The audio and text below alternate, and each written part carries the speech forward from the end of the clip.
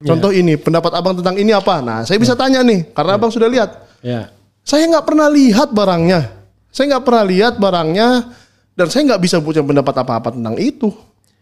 Dan lucu juga ya, Anda diklarifikasi sebagai nggak jelas, tapi disuruh beropini gitu loh, disuruh berpendapat. Kalau Anda saksi bilang, oh, Pak, saya kan saksi Pak, nggak bisa saya beropini. Jadi saya nggak punya pendapat apa-apa mengenai ijazah yang dimaksud, yang tidak pernah saya lihat. Lalu setelah itu keluar video saya tadi, yang saya bilang dibuatkan transkrip sama Polda. Video itu video yang di Jogja? Bukan, video tanggal 8 April. Di malam-malam Bang, tanggal 5 Mei ini, saya didatangi oleh 2 orang polisi. Ada fotonya nih. Saya didatangi 2 orang polisi berbaju biasa lah, jadi bukan berbaju seragam.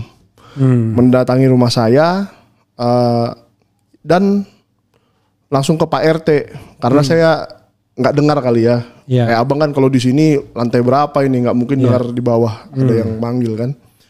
Pak RT nelpon saya, Mike ada ini nih polisi loh. Soal apa? Aduh nggak tahu lah, saya nggak mau katanya. Nah, saya terima. Soal apa ini 26? Aduh saya nggak tahu kata polisinya. Oh dia menyampaikan surat panggilan ya? Iya. Surat undangan? Iya surat ini langsung diantar ke rumah saya by hand. Surat yang tertanggal? Tertanggal 5 Mei. Dua-duanya diantarkan. Dan menarik bahwa banyak sekali di situ alumni UGM yang ikut datang ke situ pingin tahu UGM bisa membuka apa sih soal ini. Dan saya juga kan buta nih.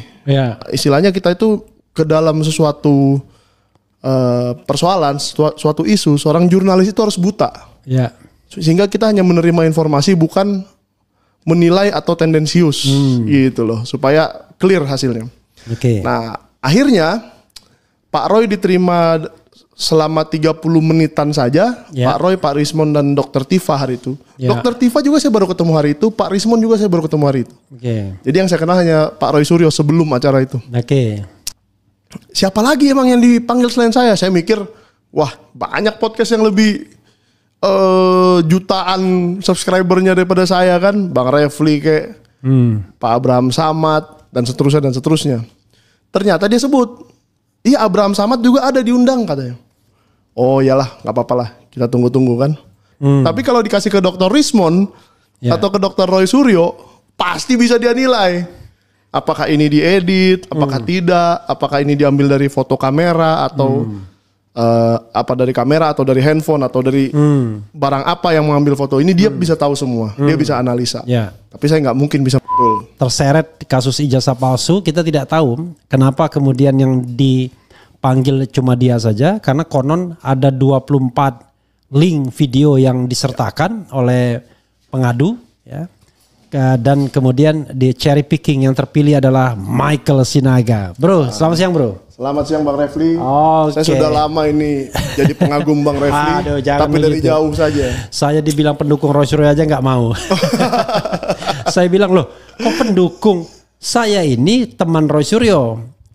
Di samping dan kadang-kadang di depan. Ngapain saya di belakang? Kalau di belakang kan tim hore-hore itu, pendukung itu tim hore. Yang pendukung Jokowi ya itu ada beda itu. Pada pendukung Jokowi berani di depan karena tadi ada rewardnya. Boleh disclaimer juga Bang ya? Saya sedikit ya. Boleh. Saya juga dibilang katanya pendukung TPUA lah, pendukung Roy Suryo lah, pendukung Rismond. Lah itu kan namanya narasumber Bang. Apakah kalau abang nunggu saya kesini berarti abang anak buah saya atau pendukung saya? Kan enggak gitu loh, supaya clear. Jadi kalau saya ya selalu bicara tentang good governance, clean government. Jadi siapapun yang memperjuangkan good governance, clean government, tata kelola pemerintahan yang baik, pasti saya mendukung. Tapi bukan pendukung. Karena pendukung itu sudah kata benda, membendakan ya kan. Tapi mendukung itu aktivitas. Itu beda dan itu incidental bisa kan. Mendukung isu tertentu misalnya kan? Iya, itu mendukung. Tapi bukan pendukung gitu. Betul. Kecuali kita memang ada yang bersifat ajak.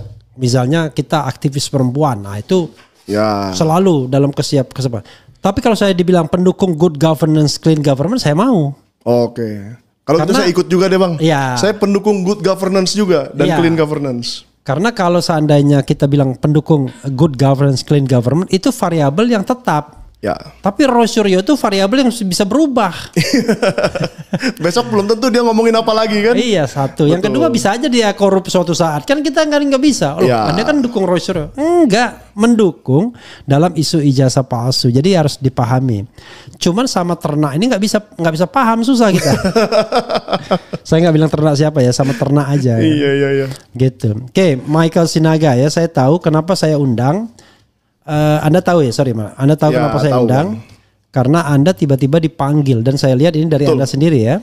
Itu ada undangan tertanggal 9 Mei 2025 dan sebelumnya tertanggal 5 Mei 2025. Ya. Kalau 5 Mei itu untuk hadir pada tanggal 9 Mei. Nah. Kalau 9 Mei untuk hadir di tanggal 14 Mei. Oke, nanti Anda jelaskan ya. Yep. Kemudian Anda juga menyertakan undangan klarifikasi dari Polda Metro, pengaduan dan kronologi kepada Dewan Profesor Dr. Komarudin Hidayat, Ketua Dewan Pers. Betul. Ya, CQ Divisi Hukum Dewan Pers. Oke, nanti Anda juga bisa jelaskan. Kemudian, ini saya ambil dari database-nya Dewan Pers, bahwa saya mempunyai sertifikasi sebagai wartawan utama sejak 2017. Jadi kegiatan yang saya lakukan itu ya selagi bentuknya wawancara, mengumpulkan informasi dan seterusnya, itu kegiatan jurnalistik. Kecuali saya lagi belanja gitu ya, itu kan bukan kegiatan jurnalistik. Ya, karena gitu, kalau kita bicara definisi jurnalisme itu adalah divisi pers itu, ya itu salah satunya keajekan ya. Jadi bukan tempo-tempo terbit, tempo-tempo enggak, tapi ada. Mau dia monthly, dia mau weekly ya, mau daily atau 2 kali seminggu pun bisa. Hourly gitu ya. Tapi yang penting adalah dia punya keajekan. Betul. Sekarang Anda mau disclaimer dulu, silakan dulu dah. Anda disclaimer daripada nanti Anda bingung, Anda belum menyampaikan apa-apa tapi sudah saya cecar. Coba silakan. Jadi saya cerita aja Bang ya, cerita santai aja. Artinya saya awalnya coffee is coming ya. Siap. Kalau saya duluan minum kopi, maaf. Silakan Bang.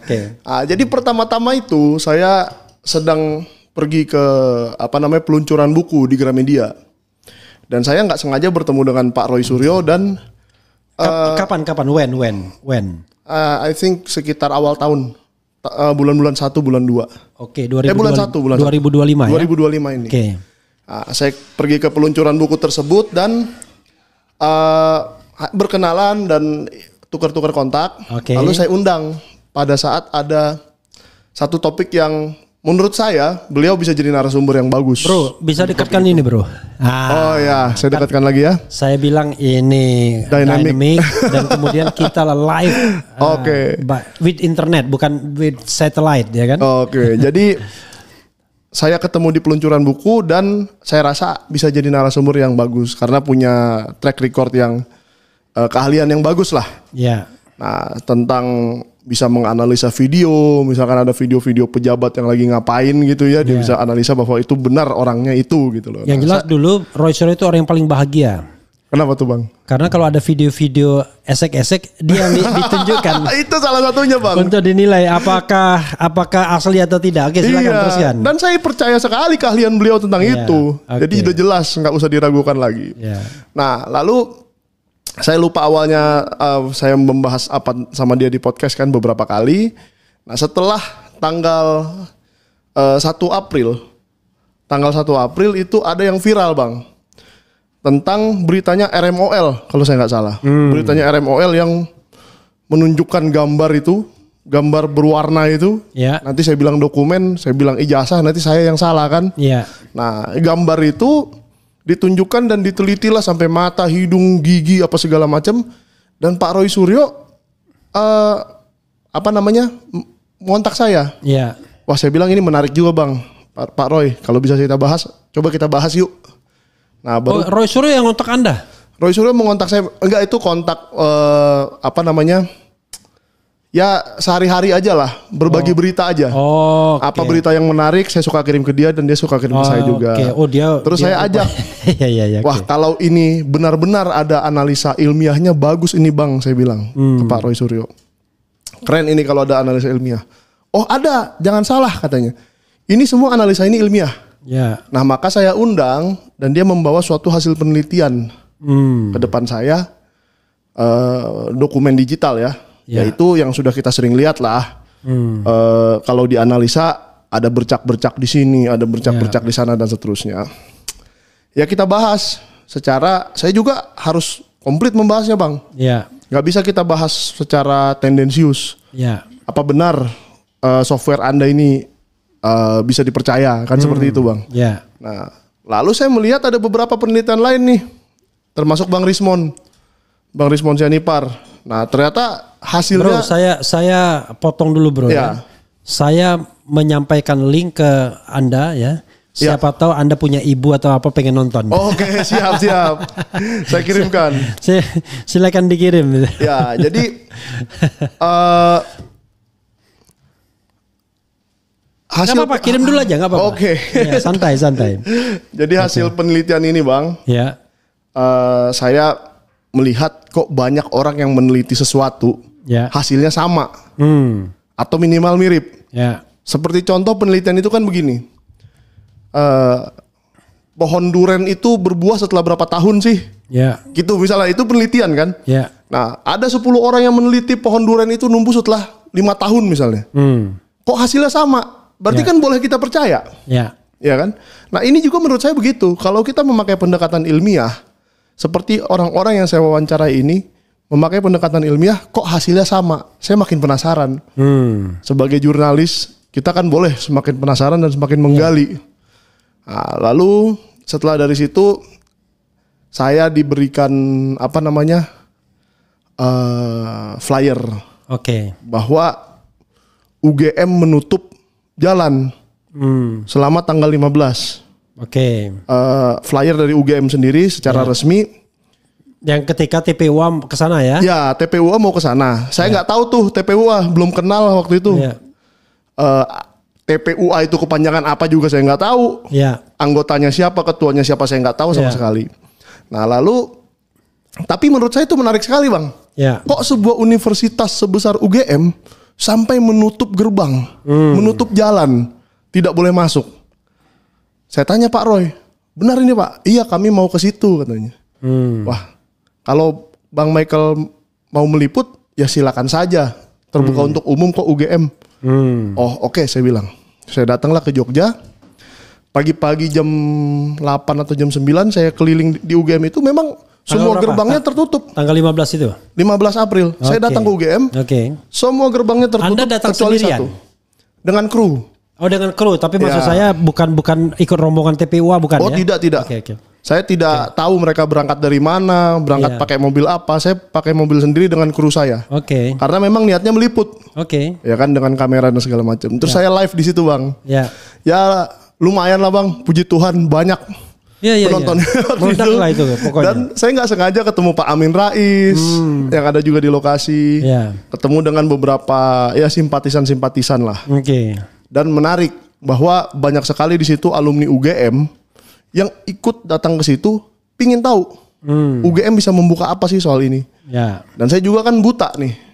Istilahnya kita itu ke dalam sesuatu persoalan, suatu isu, seorang jurnalis itu harus buta. Sehingga kita hanya menerima informasi, bukan menilai atau tendensius gitu loh, supaya clear hasilnya. Nah, akhirnya Pak Roy diterima selama 30 menitan saja. Pak Roy, Pak Rismon dan Dr. Tifa hari itu. Dr. Tifa juga saya baru ketemu hari itu, Pak Rismon juga saya baru ketemu hari itu. Jadi yang saya kenal hanya Pak Roy Suryo sebelum acara itu. Nah, lalu teh, silakan. Wah, makasih nih. Enaknya di RH Channel begitu. Pakai gula enggak? Enggak. Oh, enggak pakai gula? Enggak pakai. Oke. Iya. Sorry bro, digeser bro ke situ bro, biar tidak mengganggu kamera. Enggak apa-apa.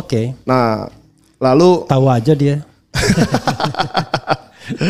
Lalu kalau mau di take out silakan nanti ini tehnya. Iya. Itu enaknya di RH Channel, walaupun siaran langsung kita bisa ngopi, bisa sambil minum teh ya.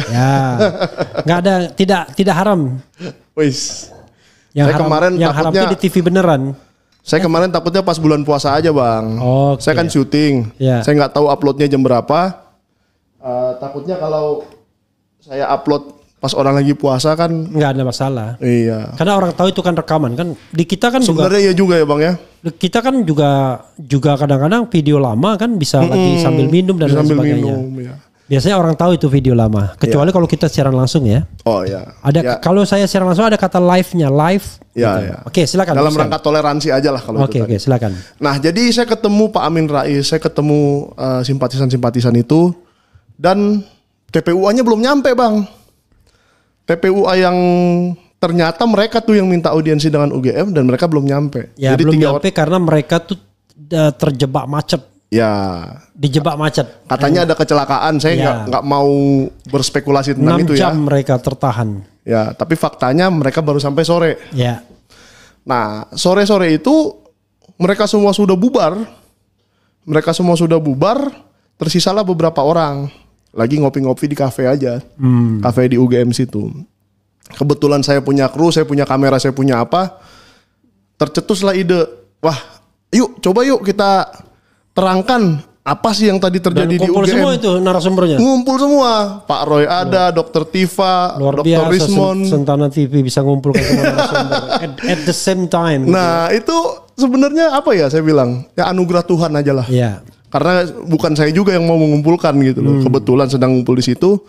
Ayolah, lagi ada kamera kita bikin. Ya. Soalnya besoknya kan mereka mau ke Solo, mau ke rumah Pak Jokowi bertamu katanya. Anda ikut juga? Tidak. Saya tidak ikut ke Solo. Teruskan, go ahead. Karena menurut saya sih nggak ada hubungannya pergi ke rumah Pak Jokowi dengan apa namanya huru-hara flyer UGM itu ya. Oke. Menutup itu kan luar biasa Bang. Oke. Masa satu kampus sebesar itu ditutup semua gerbangnya itu kan. Oke. Berarti bakal ada apa ya kerusuhan yang sangat luar biasa tuh dianggap pihak UGM hari itu. Oke. Nyatanya nggak ada. Yang datang juga paling ya 50, 100, maksimal 200. Dan orang tua serta ibu-ibu. Ya, emak-emak banyak kan. Oke, silakan teruskan. Dan saya dituduh loh Bang. Ini disclaimer lagi nih yang pernah nonton live saya di situ. Kamu polisi ya katanya. Loh kok saya polisi? Emang saya segendut ini mana bisa jadi polisi saya bilang. Oh banyak juga polisi yang sudah gendut. Oh banyak juga ya. Kan masuknya waktu steady kan. Tapi begitu sudah sudah jadi polisi ada juga yang pejabat ya. Iya. Nah tapi intinya gini Bang. Saya ngumpulkan mereka dan saya bebas aja. Saya nggak pernah mengarahkan. Iya. Dan saya cenderung ya kalau Anda mengarahkan Roy Suryo hebat sekali Anda. Oh iya. Mengarahkan Roy Tifa, Suryo Tifa, Rismon yang doktor semua ya. Nah, dan mereka memang ini sekali dengan ilmunya ya. Kemarin nanti ada podcast saya yang belum tayang nih, Bang. Oke. Ini saya kasih teaser juga nih di sini di RH Channel nih. Anda benar-benar bahwa saya tanyakan, Bang. Anda benar-benar jurnalis itu. Iya, bahwa tunggu tanggal mainnya. Bahwa saya tanyakan begini, Bang. Kalau kalau analisanya seperti ini, kan kemarin ada tuh di Bareskrim Bang, sebuah gambar juga sebuah foto, ada satu map hitam diperiksa secara begini angle-nya, di foto dari sebelah sini, ya kan? Polisinya membawa sokol ijazah asli itu. Ya, katanya isinya ijazah asli dan kelihatannya kertasnya coklat dan seterusnya ya, menyerupai dokumen itu. Nah, yang jelas susah di zoom itu karena miring. Nah, susah di zoom karena miring. Saya tanya Bang Rismon, Pak Roy, Pak sudahlah, coba analisa aja itu. Itulah keterangan paling resmi bahwa dia mengakui, Polri mengakui itu ijazah aslinya itu. Zoom aja, coba. Siapa tahu kita bisa bilang itu asli atau palsu. Ternyata mereka menjawab apa Bang? Aduh, tidak bisa. Kita ini ilmiah. Kalau dibilang tidak bisa ditentukan, tidak bisa. Tidak bisa disimpulkan. Berarti penelitian itu tanda kutip gagal ya. Karena memang nggak ada kesimpulannya asli atau palsu. Nah seandainya Bareskrim menunjukkan begini, mungkin itu berbeda cerita katanya. Kalau orang bahasa Jawa tuh nyoh. Tapi ini kan angle-nya bagaimana dan seterusnya. Memang disetting kayaknya. Nah, jadi sepertinya ya. Jadi saya membiarkan aja kawan-kawan ini berbicara, apalagi waktu di UGM itu. Mereka kan katanya mau ditunjukkan 34 dokumen Bang. Itu yang mereka ceritakan bahwa UGM menjanjikan 34 dokumen yang kelihatannya di Bareskrim kemarin dibuka akhirnya kan. Ada pembayaran SPP segala macam itu. Nah, entah kenapa Ya bukan entah kenapa sih, mungkin karena berkumpul semua ya, kan agak viral tuh videonya Sentana di situ. Nah lalu mulailah. Itu video tanggal 15 ya, 15 April. Tanggal 15. 15 April sore. Kayaknya uploadnya 16. Oh uploadnya 16 ya? Uploadnya 16 karena udah terlalu malam bang. Oh itu tidak live ya? Tidak live. Oke, uploadnya 16, oke. Uploadnya 16. Ya. Di situ ada beberapa juga yang berkomentar lah, Pak Damai Hari Lubis, salah satunya berkomentar tentang hukum. Nah, waktu mereka ke Solo tanggal 16, saya tidak ikut karena menurut saya itu suatu pertemuan pribadi lah. Tidak mungkin juga kita diizinkan meliput ke dalam dan mengambil gambar pertemuan itu kan. Dan ternyata benar. Jadi saya nggak menyesal tidak datang ke situ. Nah, sesudah beberapa lama kemudian saya mulai dengar-dengar nih ada panggilan dari Bareskrim kan atas laporan TPUA itu. Dari Pak Damai dan lain-lainnya, Pak Rizal juga ya dipanggil juga, dan saya ajak podcast lagi menceritakan lagi apa isi dari Bareskrim tadi, apa yang ditanya-tanyakan. Dan saya juga kaget waktu itu Pak Roy dan kawan-kawan ini kan gak ada yang dipanggil bang oleh Bareskrim, tetapi belum dipanggil. Oh tidak bang? Enggak, maksudnya pada waktu itu belum dipanggil. Enggak. Memang sampai sekarang tidak oleh Bareskrim. Iya Bareskrim belum ya. Itu kan Polda. Kita pisahkan nih. Iya. Yang dipanggil Bareskrim itu Damai Hari Lubis, Rizal Fadila, Kurnia kalau nggak salah. Kurnia. Ya, Pak Egy Sujana juga tapi tidak bisa datang. Iya, karena sakit. Sampai sekarang ya semoga lekas sembuh lah beliau. Silakan. Ya, karena yang dipanggil itu TPUA aja. Ya, betul. Oke, silakan. Nah, saya nggak tahu ya apakah dalam penyelidikan seperti itu boleh memanggil ahli misalnya. Si TPUA ini kan harusnya mungkin bisa ya mengajukan ahlinya Rismond Sianipar dan Roy Suryo misalnya. Tapi itu internal mereka lah, saya nggak mau ikut campur. Saya bisa jawab, ya boleh. Boleh ya bang? Oke. Boleh memanggil, namanya penyelidikan tuh bebas. Memanggil siapa aja untuk membuat tahu ada peristiwa pidana atau enggak. Silakan. Betul. Jadi yang mengagetkan kan 30-nya Pak Jokowi melapor. Ya, 30 April. 30 April Pak Jokowi melapor. Enggak, Anda benar-benar simpen. Alasan Anda dipanggil itu karena apa? Dipanggil Polda Metro. Ini yang ada di sini. Nih, sebentar. Nah, jadi tanggal yang tertera di sini dua surat ini sama isinya. Ini ya, panggilan ini saudara sekalian sama semua. Yaitu lokus deliktinya itu Jakarta Selatan, tempus deliktinya 26 Maret 2025. Kan gak ada hubungannya sama Anda. Oke, nah saya mau ceritakan makanya saya dituduh melulu nih bang. Saya dituduh melulu, kok kau di podcast garang, tapi kalau di kepolisian pura-pura gak tahu katanya. Loh sekarang saya tanya, tanggal 26 saya tidak mengupload video apa-apa. Dan Polda Metro Jaya 26 Maret. Dan Polda Metro Jaya punya arsip semua video saya, orang publik kok, bisa diakses siapa saja kapan saja. Nah, lalu 26 itu saya bilang ke Polda, sejujurnya saya lagi tidur di rumah. Tidak enak badan.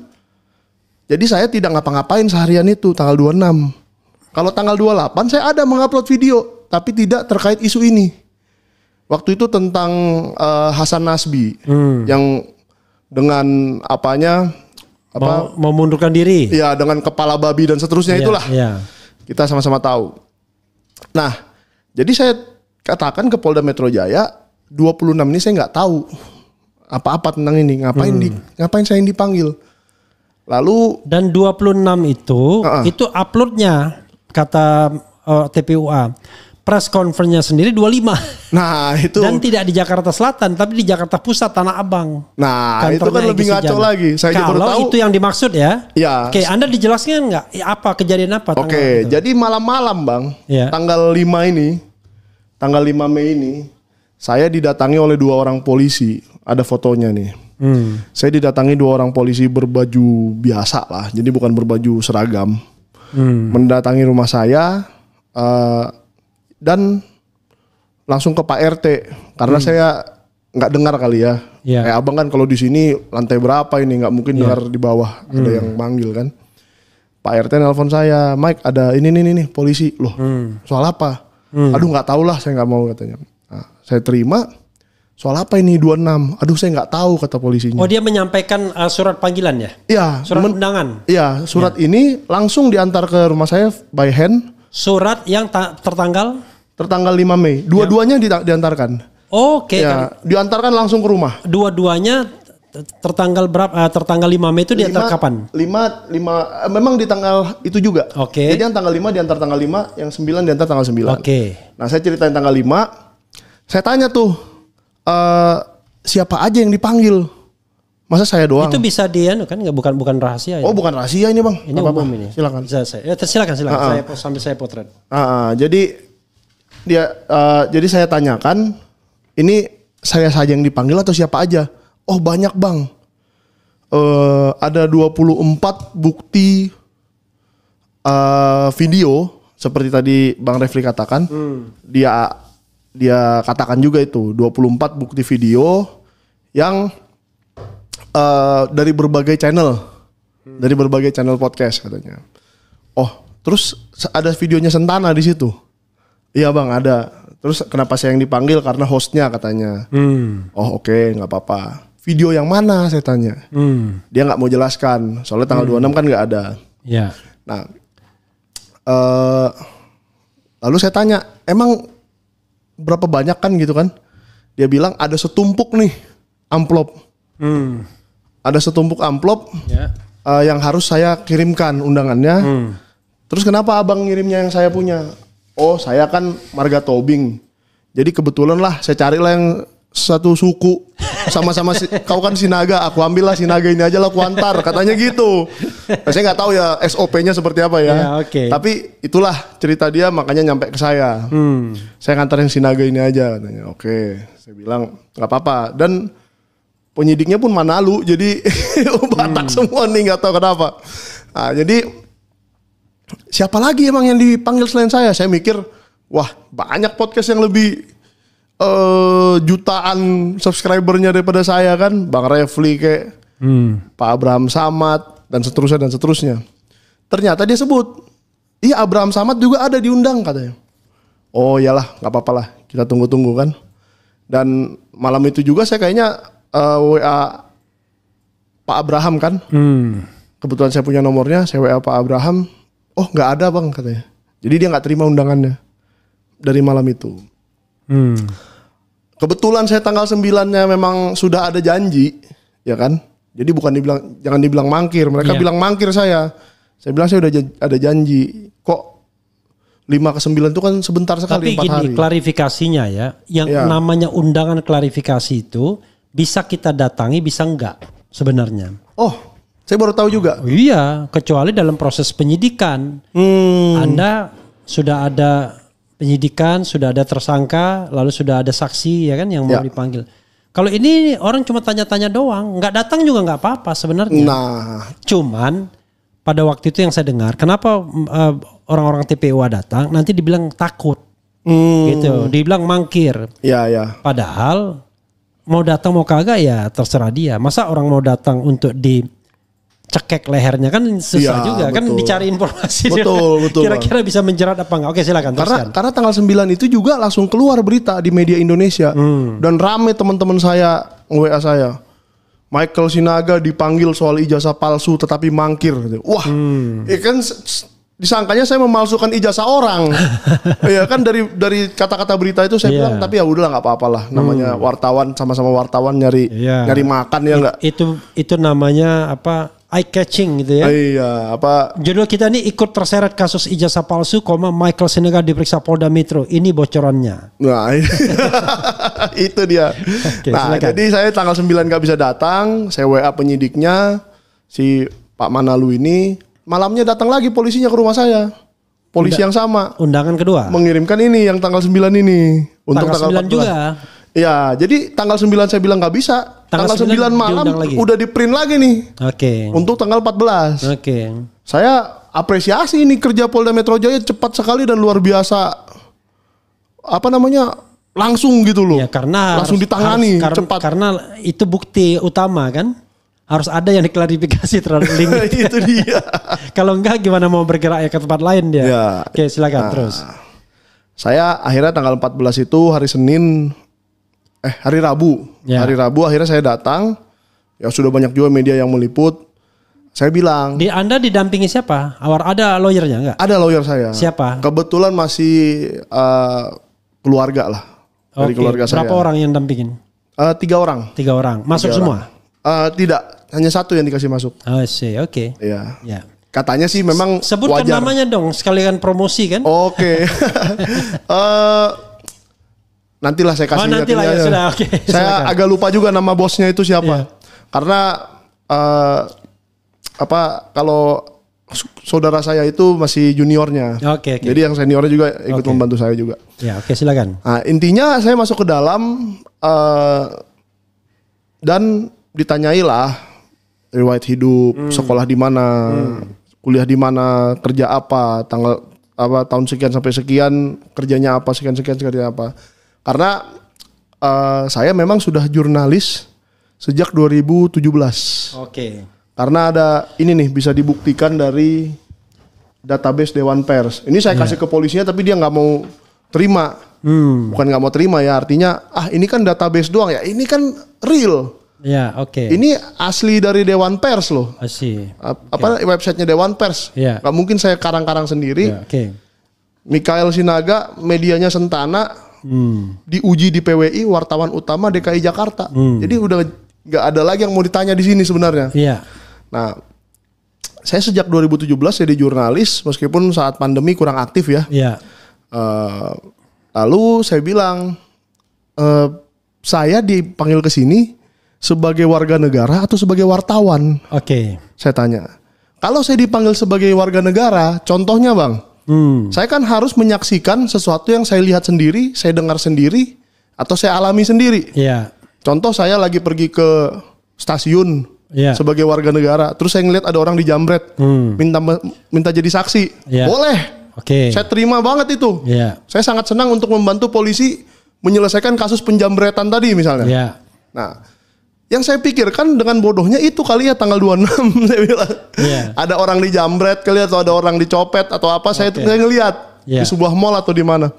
Ternyata polisinya tidak mau menjawab. Nantilah kau tahu sendiri nanti tanggal 26 itu apa katanya. Itu polisi yang mana? Polisi yang memeriksa saya. Oke, yang memeriksa. Yang memeriksa saya. Saya tanya, awalnya saya tanya tanggal 26 itu apa gitu kan. Apakah saya ke stasiun, apakah saya ke mall, saya melihat penjambretan atau tindak pidana lainnya. Itu harus dijelaskan. Itu bang. Orang gimana diperiksa tapi tidak dijelaskan. Oke, silakan. Iya, tanggal 26 itu saya nggak tahu apa-apa. Iya. Lalu muncullah begitu sampai di jam 5-an ya. Jam 5-an. Sudahlah selesai pertanyaan tentang apakah Sentana ini. Dari jam berapa sampai jam berapa itu? 10. Dari jam 10 sampai jam 5 sore? Sampai jam 5 sore saya ditanyai soal legalitas perusahaan. Oke. Yang mana saya punya semua dong. Oke. Akta pendirian, segala macam. Ya legalitas lah. Kalau YouTube ngapain pakai legalitas? Sebenarnya ini kan dulu koran bang. Sentana ini. Oke, I see. Jadi ini seperti kompas.com sebenarnya izinnya perusahaan Kompasnya. Iya. Tapi kalau yang YouTube Kompasnya itu pengembangan aja. Pengembangan saja. Jadi kita punya koran Sentana sudah terbit sejak 1982. Oke. Dan dulu tahun 2010-an mungkin ya kita bikin online-nya. Sampai sekarang masih jalan. Dan sejak 2021 kita bikin podcastnya. YouTube-nya. Sejak berapa? 2021 ya, oke. Ya, meskipun karena saya waktu itu ya kan kayak abang ini kan kalau ada kegiatan lain mungkin podcastnya agak-agak kurang lah karena hostnya kan. Saya waktu itu caleg pernah bang, jadi agak caleg inilah. Di 2024. Oh baru terakhir ini. Baru kemarin ini. Jadi dari 2022 saya agak kurang ini dengan podcastnya gitu.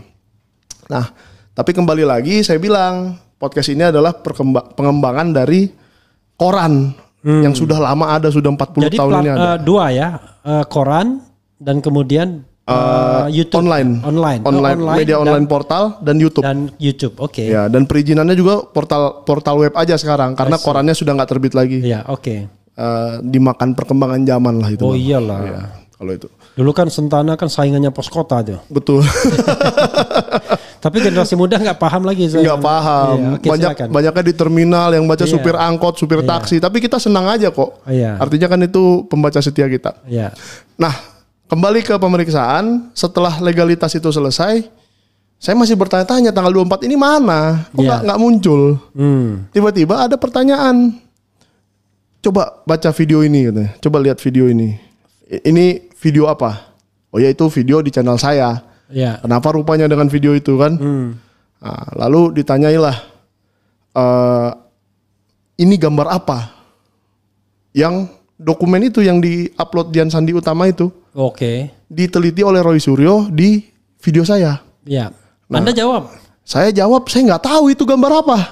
Oke. Ini gambar apa bang? Hah? Ini gambar apa? Ini kan menyerupai abang, menyerupai potret abang. Tapi kalau bukan saya yang lukis, gimana saya bisa menilai? Oke. Ada orang bilang, kok nggak mirip? Ada yang bilang nggak mirip, ada yang bilang apa?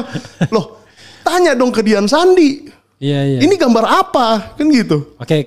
Contoh itu ya. Dan lalu saya ditanyai soal apa pendapat saya soal. Nah, Anda jawab ya? Saya jawab bang. Karena kan lokus sama tempus deliktinya tidak sesuai dengan undangan. Sebetulnya begitu bang. Tapi saya mau menjadi warga negara yang baik dan membantu kepolisian mengungkap kasus apapun yang dia mau ungkap. Ini kan bukan mengungkap kasus ini untuk nembak orang. Ya tapi saya berprasangka baik lah bang kepada kepolisian, kepada Polda. Lalu saya ditanya apa pendapat Anda mengenai ijazah S1 UGM Saudara Insinyur Haji Joko Widodo? Saya jawab, ijazah itu kan sesuatu dokumen fisik ya. Contoh ini, pendapat abang tentang ini apa? Nah saya bisa tanya nih, karena abang sudah lihat. Saya nggak pernah lihat barangnya. Dan saya nggak bisa punya pendapat apa-apa tentang itu. Dan lucu juga ya, Anda diklarifikasi sebagai nggak jelas, tapi disuruh beropini gitu loh, disuruh berpendapat. Kalau Anda saksi bilang, oh, Pak, saya kan saksi Pak, nggak bisa saya beropini. Jadi saya nggak punya pendapat apa-apa mengenai ijazah yang dimaksud, yang tidak pernah saya lihat. Lalu setelah itu keluar video saya tadi, yang saya bilang dibuatkan transkrip sama Polda. Video itu video yang di Jogja? Bukan, video tanggal 8 April. 8 April wawancara dengan Roy Suryo. Jadi membahas tentang Dian Sandi dan dokumen yang diupload, gambar yang diupload. Bukan dokumen ya bang, kalau dokumen itu kan PDF, Microsoft Word atau Excel atau apa. Ini gambar JPG. Jadi sebuah foto yang mungkin diambil dari handphone atau diambil dari apa dan kita nggak tahu sudah diedit belum. Sekarang gini bang, saya tanya, abang sudah lihat belum gambar Ibu Khofifah? Yang mengatakan hal-hal yang dia tidak pernah katakan, itu bisa dibuat dengan AI sekarang bang. Ya kan? Jadi bisa nyanyi bahkan AI itu. Jadi saya nggak tahu gambar ini nggak bisa saya nilai. Tapi kalau dikasih ke Dr. Rismond atau ke Dr. Roy Suryo, pasti bisa dia nilai.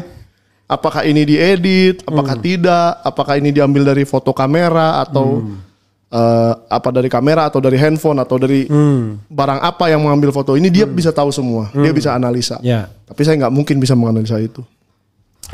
Nah lalu transkrip 9 halaman itu tadi bang, di transkrip video saya itu yang 8 April. Yang 8 April. Berapa menit tuh videonya? 47 menit. Jadi banyak sekali transkripnya. Cuma 9 halaman? 9 halaman. Kok sedikit sekali 47 menit? Oh, menurut abang sedikit ya? Enggak, maksudnya kalau 47 menit transkrip 9 halaman ya termasuk sedikit ya sebenarnya. Maksudnya kok kalau 47 halaman tuh harusnya lebih banyak tuh. Nah, saya nggak tahu lah bang. Oke. Saya Tapi sendiri, itu ditertranskrip semua ya? Tertranskrip semua. Oh, ini hahaha sampai begitu bang. Ya, oke. Jadi saya wow, saya salut dengan mereka juga bisa mentranskrip sedetail itu kan, saya bilang. Tolong dibaca. Ada teknologinya kan sekarang kan? Ya, AI juga. AI juga tuh, cuman memang harus diedit. Memang. Betul. Ya, oke. Ya udah bang, abang baca sambil nonton ya katanya. Saya bilang, kok jam segini baru Anda suruh saya mengerjakan ini? Anda mau bunuh saya apa mau gimana ini? Saya ngebaca dan menyocokkan itu aja mungkin jam 3 pagi kita nggak pulang-pulang. Terus saya harus bilang, saya punya keadaan khusus lah. Artinya tidak boleh terlalu capek. Kan saya udah dari jam 10 bang. Kalau sampai jam 3 pagi luar biasa capek lah itu nanti. Saya bilang, tolonglah kita tundalah sampai Senin depan. Nah, lalu ditunda sampai Senin depan. Berarti ada 2 kali diperiksa ya? 2 kali bang. Tapi yang kedua kali wartawan nggak ada di Polda. Sepi. Kenapa? Karena Senin itu Dian Sandi diperiksa juga. Jadi hari yang sama. Salah ngambil hari kayaknya.